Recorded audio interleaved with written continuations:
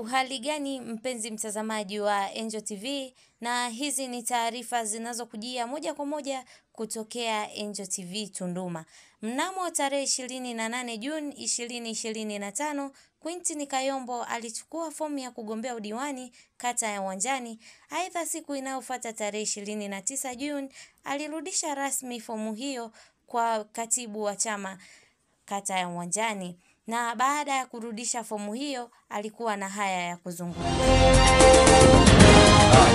Kwa jina anaitwa Quintin Claude Kayombo, mkazi wa kata ya Uwanjani na mtaa wa Uwanjani. Nilikuwa diwani 2020 mpaka 2025.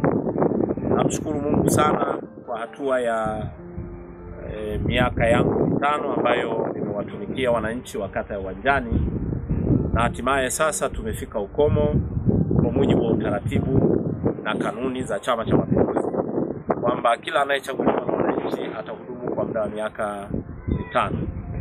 Nami nimemaliza mungo yangu ya miaka mitano, na sasa chama kimetoa fursa kwa yeyote anayetaka kugombea.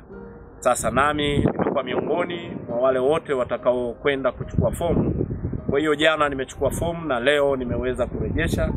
Hapa mnaponiona niko na mke wangu Atupakise Daudi Mwanjala na watoto wangu wawili kwa niaba ya wale ambao hawapo hapa Tunduma.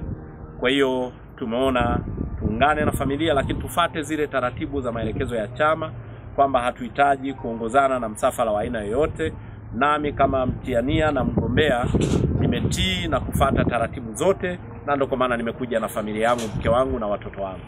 Baada ya kusema haya, ninaomba tu kibali kwa wananchi wa kata Uwanjani na viongozi wangu wa chama kutoka wilaya, kata, wilaya na mkoa pia, kwamba jina langu kama litateuliwa niko tayari kuwatumikia wananchi kama nilivyowatumikia kwa ngwe iliyopita. Baada ya kusema haya, niwashukuru sana, niwatakie kila laheri, nitakuwa mtulivu na kusubiri taratibu za chama nini kinanipasa nikifanye.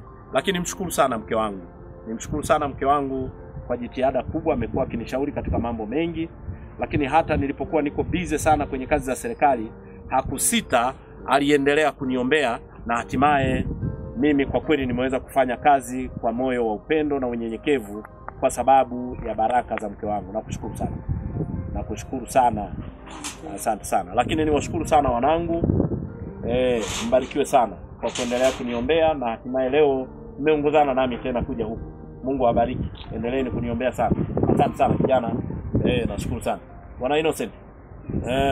Asante sana. Basi baada ya kusema haya, waandishi wa habari, mimi niwatakie kila laheri na majukumu mema, na Mungu awabariki sana. Asante sana.